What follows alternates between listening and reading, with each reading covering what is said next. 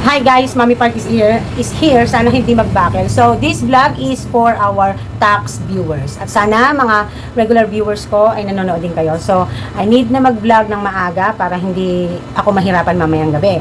At habang namimili ang Daddy Park nyo at saka si Kier, no? Today is Saturday, January 25. Due date na po ng filing ng ating 2551Q.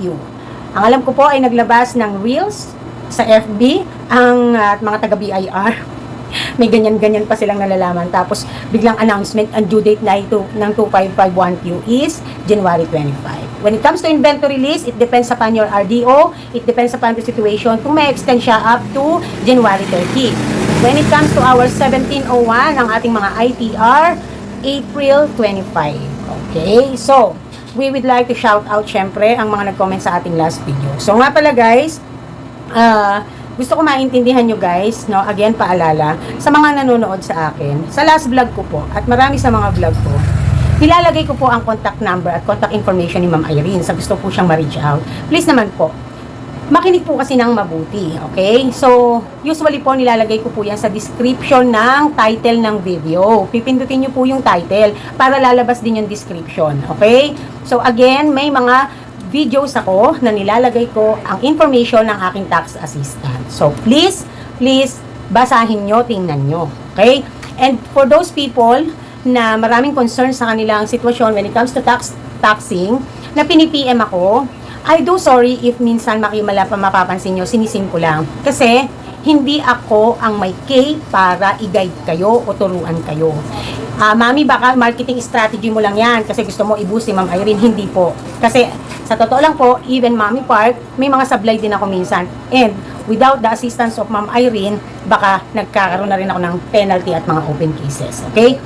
So, wait lang po. So, I'm not the one who is authorized or may K para turuan kayo. Lalo na sa mga nag-PPM, no?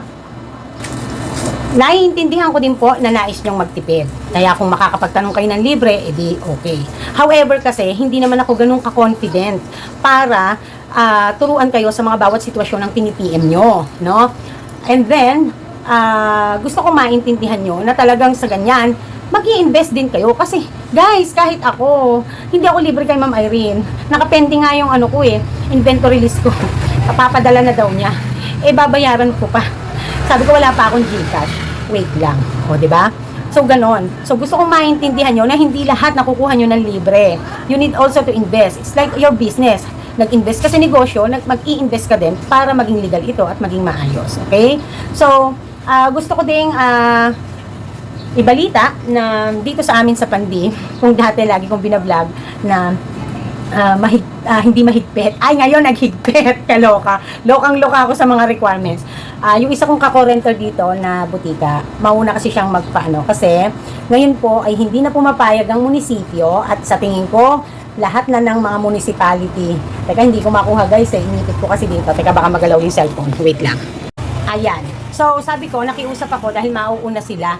Aayusin kasi nila yung permit ng aming lessor, ng aming landlord. So, hindi kasi tayo makapagre-renew sa mga nangungupahan, paalala, ewan ko lang ha, kung makalulusot pa sa inyong munisipyo, hindi na kasi tayo pwedeng mag-renew without the authorization letter or contract or business permit ng ating mga lessor. So, kailangan naka-permit din ang ating mga inuupahan kung tayo ay magde-declare na hindi natin property ang pinagtitindahan natin. So, usually naman kailangan mo din talagang i-declare. Kasi nga, chine-check yan sa engineering department ng munisipyo kung saan kang magtitindahan. May Google Map pa minsan, no? Na required, no? Yung parang Waze niya, yung sa Waze, kailangan may kopya. So, kaya mahirap, no? Kasi, ang gastos na nga, sakit na nga sa bulsa, nagtaas na sila ng tax, and ang dami pang requirements. So, i-adds on ko lang, no? Kung kayo ay may business permit from LGU or sa ating municipal.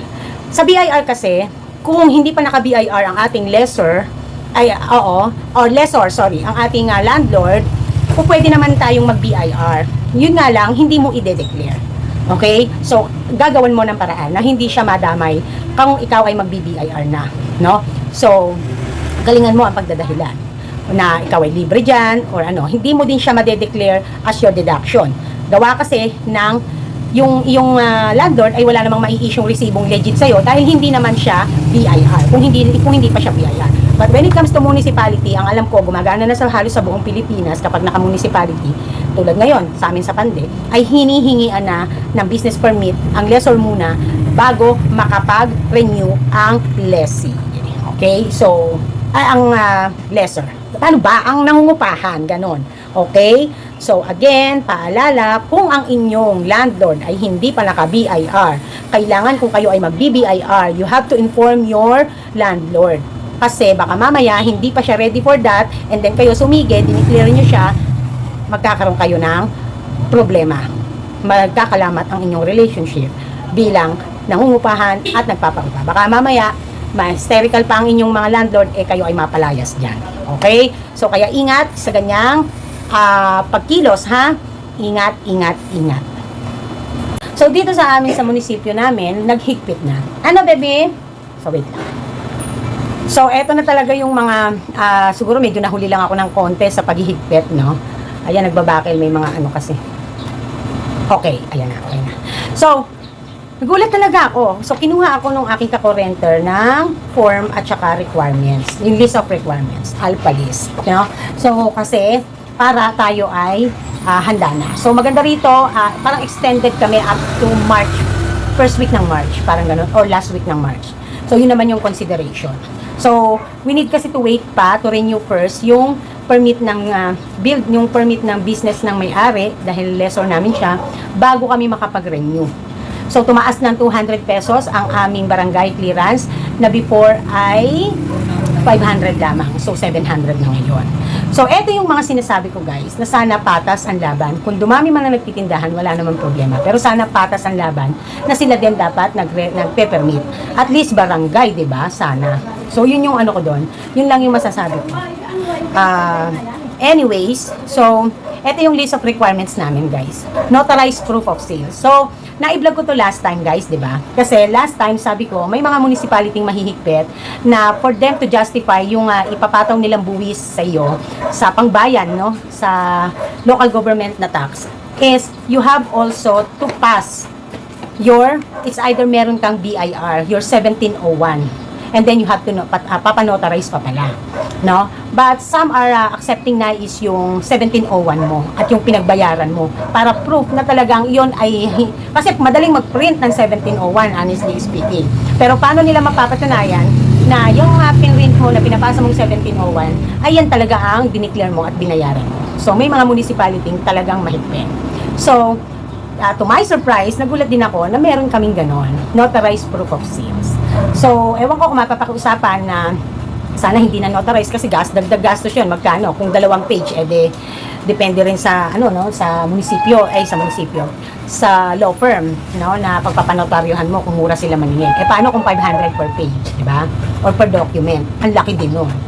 So, yun, notarized proof of sales. So, ang tanong, Mami Park, paano po yung wala namang BIR? Pero, ano lang kami, pero may mayor's permit kami. Ngayon, eto ang sasabihin ko, hindi ko naman nila lahat. Aasa kayo sa kutob at kaba at hula hoop ng mag-a-assess. Kasi wala kayong maipakitang proof of sales. So, kaya importante na kung meron kayong proof of sales, meron din kayong papakitang papel para hindi kayo matax ng malaki. Okay? So, hindi ko nila lahat ng municipality ay ganyan ang sistema. But, ilan-ilan din ang mga nabasa ko sa group na puro hula hoop ang ginawa sa kanilang pagtakas at ubod ng lalaki talaga. Triple kaysa last year. Imagine that. Meron pang ang case na nagpasa na rin siya ng 1701 niya kaya binadali na rin niyang file ng 1701 niya. Hindi pa rin naniwala ang taga-munisipyo. And the worst pa, tinaasan pa ang kanyang sales at mataas ang kanyang naging tax. Okay? So, sana man lang kasi, kapag magde-declare kayo, you have to make sure na yung medyo kapanipaniwala. No? Although yun, merong proof of naman. So, talaga marami nagre-reklamo na mas matindi pa ang LGU ngayon kaysa sa BIR. That is the truth. Okay? So, notarized proof of sales, notarized authorization on owner's behalf. So, meron po akong subscriber na naging ano ko na rin dito sa FB. Actually, may mga times na feature ko din ang kanyang istorya, kanyang vlog, no? Sa kanya, ang aking vlog na siya ang story nito. Pero hindi ko siya pinapangalanan, no? Kasi to protect her privacy also, to protect her identity. So, nung mga nakaraang araw, madalas kaming magtawagan kasi talagang wala naman siyang makausap, wala naman siyang makakaanuhan, no? Kasi even her husband, hindi niya maasahan na magkasundo sila when it comes sa mga bagay-bagay, lalo na sa mga decision niya. So, nagkaroon ng pagkakataon na nakapag-usap kami at nabigyan ko siya ng advice. Kasi nga, yung kanyang landlord is bibigyan siya ng authorization letter, no? So, yung sa authorization, letter of consent, no? Tapos ipasusunod na lang yung sa kontrata. Kasi yung kanya ding lessor ay magpapaligal din. Now, so letter of consent muna yung mauuna na i-issue sa kanilang mga renter. Now, yung letter of consent na yon, pinabasa sa akin, binasa ko, tinignan ko, ganyan. Kasi, syempre, itong ating si viewer, subscriber na naging halos parang malapit na rin sa akin dahil hindi naman malayo sa akin dito, taga Bulacan din. So, para bagang gusto niya din kasi maiayos na yung business niya para magkaroon siya ng mga match opportunities. So, ano ba yung mga match opportunities na itutulong ng kung ikaw ay legal na legal lahat ang papeles mo pagdating sa negosyo. Unang-una na, you can able to pass the interview and the requirements when it comes to bank loans. No? Pangalawa, when it comes to applying for terms sa mga ahente or supplier mo. So, ang naging sita ko doon, bago ko pinago, no, nung pinakita niya sa akin yung sinend sa kanya ng landlord niya, sabi ko, lagyan mo ng date. Kasi, even if you are voluntary and freely na pinapayagan nila naggagamitin ang kanilang establishment, the problem is, even ako na kahit bangko or kahit ahente ako, I am not going to approve you when you applying for terms. Why? It is because I don't know hanggang kailan ka mag-i-stay dyan kasi walang date, no? Yes, free ka nga, voluntarily kang pina-stay dyan ng may-ari, but the thing is, kahit bukas pwede ka din niyang palayasin.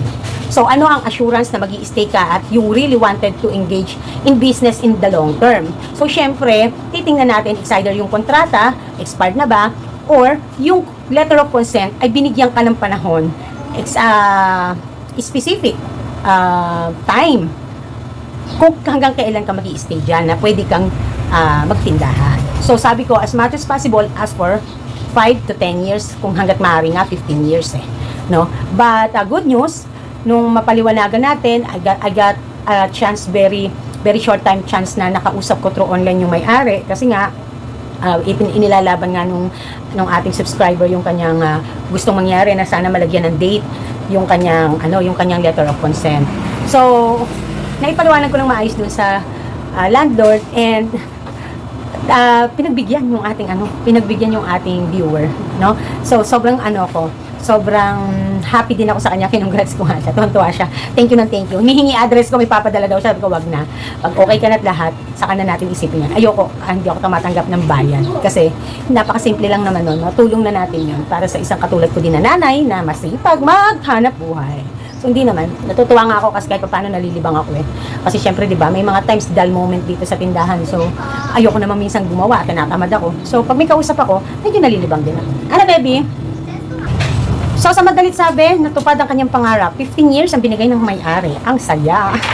Sa letter of consent. No? So, siyempre, may ibibigay pa din na, may ibibigay pa din na pasunod na panibagong kontrata. Kasi, ang alam ko, ayusin na rin ng landlord niya ang lahat ng business na paupahan. No? Ipapasok na din ng BIR. So, okay. So, nga pala, and then, yun nga. No? So, lagi niyong tatandaan, even consent letter, kailangan merong date kung hanggang kailan kayo pina-extend. Gawa kasi na kung ang purpose nyo is to use this as a proof that you are engaged in business in a long term and you are going to use this paper for applying terms or loans, especially sa bank, it must included the date. No? Kasi doon babasihan din ang pag-iisip nila kung pautangin ka nila or ipapasok ka nila sa terms. Kasi may assurance na ikaw ay mag-i-stay at mag-i-engage ng matagal sa iyong business.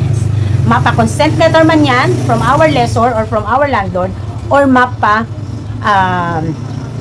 what you call this, kontrata. Okay? Lease of contract. Okay? So, pinatutunan ba? Ayan.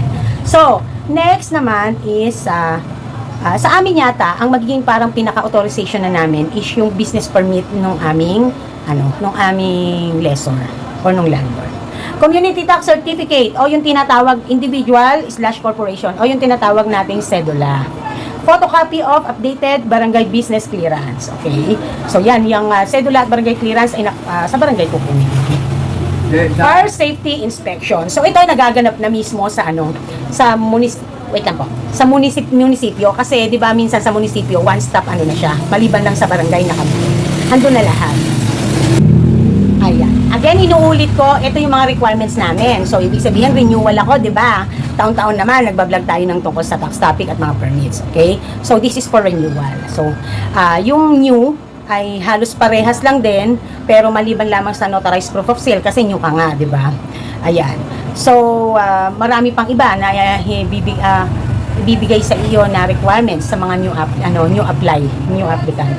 Okay, next would be yung fire safety nga, 'di ba? Nandoon na 'yon. So dito usually si fire department ay may representative yan na kasama doon sa one-stop negosyo sa munisipyo, sa LGU. Meron na rin silang nire-refer na company to refill your fire extinguisher. So magtanong ka lang sa kanila. So pagka-refill nasa 800, kapag ka-new medyo mahal, mga almost double siguro, no? Or last 2,000 mahigit. May laman na and yung tangke. So kapag ka-refill lang, so syempre meron ka na dahil renewal ka, refill na lang, no? Okay, and then also the fire department will issue you a certificate that you comply when it comes to fire extinguisher, okay? So it depends upon the business also, ha? Kasi minsan lalo na kapag new ay may inspection pa, lalo kung halimbawa resort ang business mo or hotels or yung kailangan na ma-inspect nila sumunod sa Philippine Code ng Safety and Security when it comes to buildings, no? Minsan kailangan pang hintayin na bago ma-approve ni building department or ni engineering department, kailangan pa muna nilang ma-visit to inspect your building. Kung ang fire exit mo ba ay tama, sumunod sa policy, no? Sumunod sa standard policy ng mismong building department or engineering department ng munisipyo at ng fire department. Okay? So, next would be certificate of proof of exemption. If you are exempted, ano ang mga proof na ikaw ay exempted, no? Sometimes, may mga halimbawa, may mga doktor na nag-clinic and then, this clinic is for, not for, sobrang for monetary. So, halimbawa, na meron siyang mga special exemptions. Yung mga institutions, no, na exempted, ano ba yan? Exempted ka sa tax, pero hindi naman exempted when it comes sa pagpa-file or pagpapaligal ng negosyo. Halimbawa, paano ko ba sasabihin yon? May mga institution kasi, tulad ng church, no? It's an institution, so may mga ginagawa din sila to gain profit, no? Para kumita, mag-raise ng income, like halimbawa yung sa mga offerings, pero tax-free sila. Yun yung ibig kong sabihin. So, kailangan magpasa sila ng mga papers to prove that they are exempted. Yung mga ganyang institution. So, yan, no? Example natin ay yung mga ospital na pribado at church, ospital na public at ano pa ba? Basta mga, I don't know if hospital is tax exempted, yung mga public. Pero alam ko yung church, mayroon silang tax exemptions, no? Yung mga organizations, mga institutions. Okay. Basta yung mga institutions na halimbawa mga home for the aged, yung sa kulungan, gumagawa sila ng and then they're gaining business, they're gaining income, di ba? Gumagawa sila ng mga handicrafts. Alam ko ina-exempt yun sa sa tax, yung mga ganun. So, kailangan may certificate to prove that you are exempted. If you have a BMBE and you applied it, ipakita mo rin, no? Kasi may special deduction din when it comes to BMBE. No, yung barangay, micro business enterprise. Okay. Next would be, no? If ikaw ay lessee, updated business permit of lessor and lease of contract. Ayun nga. Sinabi ko na din. Yun, kasama yun. Okay, so additional for contractor, Philippine Contractors Accreditation Board, if pawn shop ka or remittance, license to operate from BSP. Gas station, LPG, retail and refilling, license to operate from DOE. Drugstore, manufacture food, license to operate FDA. Okay, ayan. So, madami tayong natutunan na, no? Ayan. So, na-explain ko na yan sa inyo. Okay. So, pag-shoutout na tayo. At kung masasagot natin yung mga tanong ng ating viewers sa ating last topic, edi maganda. So, I do hope hanggang dito nakarating ang aking mga regular viewers sa Sari Sari Store para naman meron din kayong idea, no? Alam nyo, nakatutuwa lang na maraming gusto talagang matuto. But, naniniwala ba kayo doon sa hindi lahat para sa'yo? I mean, gusto mong matuto, pero talagang yung may sitwasyon na hindi mo talaga maarok, no? Hindi mo talaga maarok na tipong mas okay na lang kung ipagawa mo sa iba. Parang gano'n, no? So, ang tax topic natin at ang ating taxing talaga, sa totoo lang, para to sa lahat, sa totoo lang. Pero pagdating sa matututunan ito, hindi lahat nakaka-cope. Talagang merong nade-depress, nai-stress. Hindi ko kayo tinatakot, sinasabi ko lang. Kasi unang-una, ang pinaglalaban kasi din dito natin is yung naarok ng ating kaalaman, ng ating educational background. Minsan nga, kahit may education tayo natapos, hindi pa rin tayo basta nakaka-gets at gawa ng sa atin or naiintindihan natin, no? Even ako, guys, sa totoo lang, bubong-bubo ako nung mga una-una talaga. Talagang matyaga lang talaga sa akin si Ma'am Irene, kaya natuto rin ako, no? And, okay, let's shout out.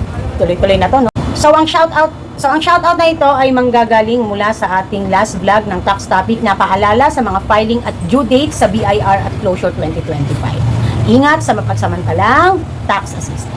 So, we have 20 comments here. And I don't know if babasahin ko lahat, no? So, number 1, si Alex Dulay, 6019.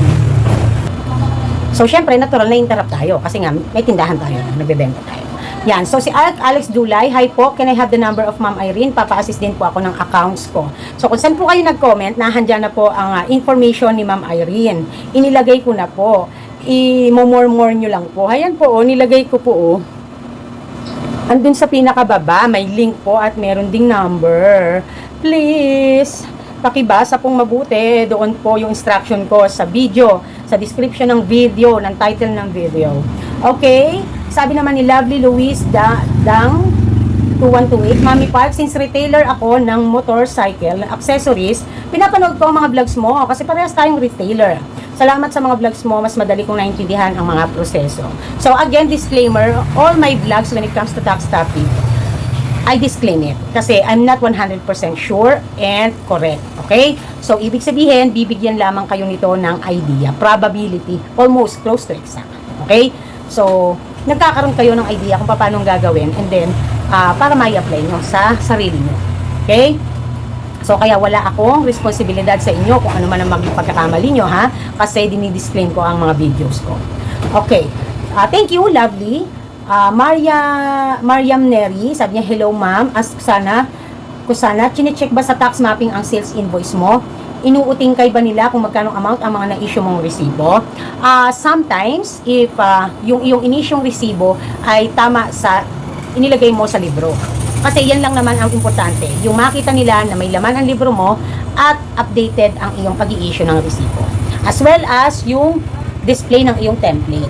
So, dapat dinidisplay natin ang ating template. Yung ating bagong NIRI o yung new invoice revenue receipt ba yun? Parang ganun. Ano po? Ayan. So, also paalala ko kung may mga bookkeeper kayo, ha, ang books of accounts ay dapat nasa premises ng negosyo, hindi nasa bookkeeper nyo.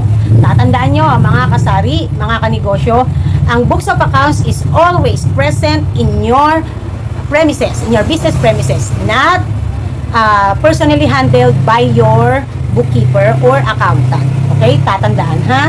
Next would be Lucas FM 7WY, Mami Park. Lahat po ba ng sari-sari store kailangan po magpasa ng inventory list? Yes, because we are retail/manufacturing. Yan po ang mga magpapasa ng mga inventory list. Mga negosyo na meron pong natirang inventory, mga stocks, mga laman, mga ready to sell products na hindi nabenta last December, yung mga natira. Okay? So, yun po. Okay?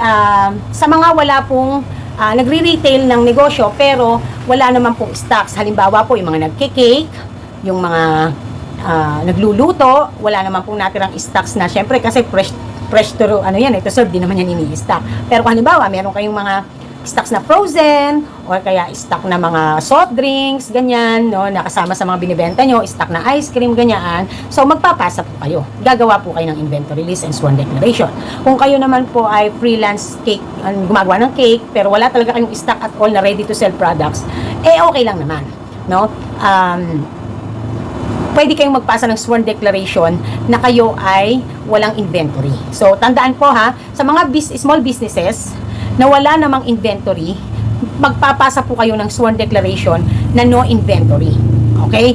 Hindi po porket wala kayong dapat i-declare na inventory, hindi na kayo magpapasa ng sworn declaration. Again, uulitin ko. Sa mga businesses, like halimbawa, yung mga freelance na gumagawa ng mga delicacies, gumagawa ng mga cakes, or kung ano man pa, or services, na wala naman kayong stock, magpapasa pa rin ng sworn declaration. Ano, baby? Kasi diba taon-taon, dalawa ang pinapasa na document ng halos karamihan ng negosyo, sworn declaration and inventory list. So, syempre, dahil wala naman kayong inventory list, sworn declaration, no inventory kayo. So, kailangan pa din magpasa. Hindi pa rin ligtas. Okay? Just to be safe. Nang hindi kayo magkaroon ng penalty. Okay. So, Miraflor, Basada, Mami Park, ask ko lang po, 5 years na yung store ko, sari-sari store sa bahay ko. Mayor's permit lang lagi ang nare-renew ko. Yearly. Di po ba ako napupunta sa BIR? Di po ako napupunta sa BIR. May penalty po ba ako noon sa BIR? Sana po masagot. Silent viewer po. Salamat, Mami Park. Kung hindi ka napapadalhan ng LOA or yung letter of authorization, and also yung yung LOA na tinatawag, yung letter of authorization, kasi kung meron kang mga open cases, hindi nila na-detect sa system, lusot ka pa. But once you want na i-enter yung business nyo into BIR, gusto nyo na magka-BIR, masisilip yan. Kasi unang-una, yung DTI nyo ay makikita kung kailan kayo nag-start magkaroon ng DTI. No? So, ibig sabihin, yung years na hindi kayo nag-comply dahil ano ang rules? After prior to 30 days after acquiring after having the DTI, dapat kayo ay mag-register na sa BIR. Kasi over 30 days na hindi kayo nakapagpa-BIR, automatic you have a penalty. So, dahil hindi naman kagalingan ang sistema when it comes to technology dito sa atin sa Pilipinas at ng BIR, so maswerte pa kayo dahil nakakalusot pa kayo. So, mas mainit ang ulo nila ngayon sa mga online sellers. So, kaya naman kapag napadalang ka ng LOA, yon may makikita ng mga open cases dahil hindi ka, sa tagal mong hindi nag-comply. So, kung hindi naman mangyayari yan at kusa kang pupunta sa BIR para mag-apply ng BIR na ang iyong ang magiging penalty mo dyan is yung unang-una is yung failure to register, no? And then yung years kung ilan, kung 1,000 per year, bukod doon sa failure to halimbawa na mga nasa 5,000 yung failure mo, and then pwera pa yung ilang years yung nag-lapse. Ilan years yung nag-lapse. So halimbawa 5 years, so kung 1K per year, o de another 5,000. So mga yon, mga 10,000 ang ang penalty mo. Okay? So, yun lang. Sana nasagot ko, no? So, that 100% depende pa rin yan sa RDO at syempre, depende pa din sa kung paano mo mapapababa, no? Okay. So, next would be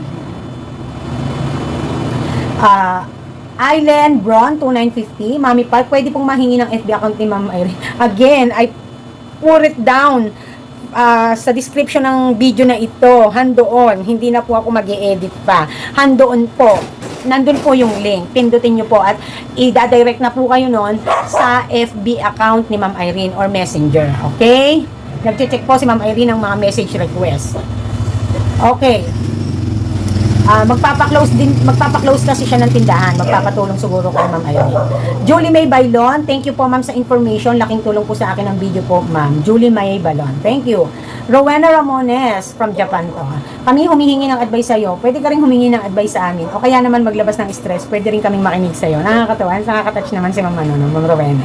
Ang tagal mong hindi nag-vlog. Bakit? Okay ka lang ba? No. Ang tagal kong binasa to, no? Kasi hindi nga ako ito yung pinakaunang vlog ko ng pagbabalik ko kasi nga tax topic kailangan maihabol ko nung that time. Carmencita de la Cruz, Mami Park, ano po yung inventory list at sworn declaration? Bago lang po ang business ko at BMBA po ako.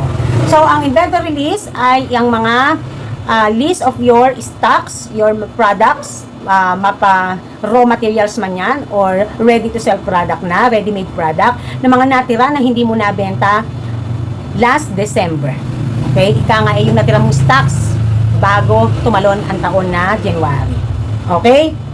Ang sworn declaration naman ay ito ay panunumpa mo na naaayon sa under ng specific na batas ay pinapatotohanan mo ang mga informations na pinapasa mo. Okay? So, kaya may sworn declaration and that is should be notarized from the lawyer or from the account firm or firm or law firm, ganyan. No? So, yun po ang ating inventory list and sworn declaration. Sa BMBE po, kahit po BMBE po kayo, kasi ang BMBE po, dinedeclare po yan kay BIR para mabigyan kayo ng special deductions or consideration. So, it doesn't matter if you are BMBE, you are not exempted when it comes to your, wait lang baby ko ya, you are not exempted with inventory list and sworn declaration and filing of everything if you have 2551Q, 1701Q, 1701, whatsoever pa na mga forms ang meron na naka-include sa iyong what you call that, sa iyong certificate, okay? Sa iyong registration. Kasi, yan ay talagang isa sa requirements, okay? Okay, next is ang ating, kasi ako din po may BMBE, no? Ma'am Carmencita, okay? So, Rinjoy _2, ask ko lang po, wala pong binigay sa aking ATP yung RDO nung time na kumuha po ako ng resibo. Mismong resibo lang po ang binigay sa akin. Makakakuha po ba ako noon sa Orus? April po binigay resibo ko, Bulacan din po ako, 25B. Napaka-imposible po naman noon kung wala po kayong ATP, no? Usually po, yan po ay isang form na may authorization to print po kayo. Iba po kasi na yung nilalabas ng Orus sa lumang sa traditional na dati. So, ang alam ko po, ako noon, meron akong 99, hindi ko po check ko po Ayun, ang binigay po sa akin ng BIR, yung kauna-unahan kong pagpapaprint po, yung sa ATP ko, is dahil sa kanila ako nagpahanap ng yung sila na nag-refer sa akin ng magpiprint ng resibo ko, binigyan po nila ako ng form ng 1906. Check nyo po yung mga papers nyo, baka po meron kayong 1906 form. Kasi nandun po yon, no? Nandun po yon ng authorization to print. Okay? So, imposible pong hindi nila yan maibibigay. Ayan. So, 25B, magkapit-bahay lang po tayo. Ako, 25A. So, dapat po meron. Kung kayo po ay nagkaroon ng pag-apply niyan, ay hindi pa inilo-launch ang ORUS o yung online registration update system, dun sa traditional, na which is kapag nanghingi ka sa kanila ka, nag-ask na baka pwedeng dyan na magpa-print, kung sino man po ang authorized nyo, gagawan po kayo ng meron pong form na 1906. No? Okay. Ayan. So, next would be Rinjoy. Again, ask ko lang po kung paano kung Annex C or D po ba ang ipapasa para sa inventory list ng unused receipt. Bulacan din po ako. I'm not so sure. Kasi hindi ko to porte at hindi ko din to alam. So, kung lagi kang naka-update sa akin, try ko itanong kay Ma'am Irene. And then, para ma-i-vlog ko. Isisingit ko sa mga susunod ko pang Pero, mas maganda po kasi, nag-GGMG kayo. Google mo, girl, ganon. Hindi yung puro lang din tanong. Dapat din nagre-research kayo, naghahanap kayo ng mga keywords na isa-search nyo na ano ang gagamitin ng mga, halimbawa, what annex when you need to pass a news receipt. Yung mga ganong keywords sa Google, no? O kaya sa sa YouTube. Para magkaroon din kayo ng self-learnings and self-search or self-learning. Kasi, tulad dito, hindi ko naman to na-experience, hindi ko naman to alam, no? So, first time ito na may nagtanong sa akin. Okay? So, kaya ko lang din nabanggit sa vlog ko yung tungkol sa resibo, kasi nagbablog ako tungkol sa resibo, and at the same time, ay sinabi sa akin ni Ma'am Irene. Pero yung, kung ano ang gagamitin na annex dito ay hindi ko alam kung anong letter, kung tama bang C or D yung sinasabi niyo po, no? Yan. So try ko po i-update yan kapag po ako ay but kasi po overdue na So talagang halos wala nang gumagamit ng lumang resibo or yung official receipt, no, na nakalagay. Talagang lahat ay invoices na. Service invoice or sales invoice. Okay? So sa unused receipt niya, yung inventory list ng unused receipt. Okay? Try ko po i-update kayo, ha? Marcy, may penalty po ba pag wala pang Orus as of now? Wala pa naman akong new update like books, all stamp, and no need pa po ng new mga books ko. Thanks po. Wala akong narinig na ganong situation, pero if you are a taxpayer and you are active in BIR, I think you have to, mag-download ka na and also register na yourself kasi online na, no? So, yun lang. Okay. So, yon.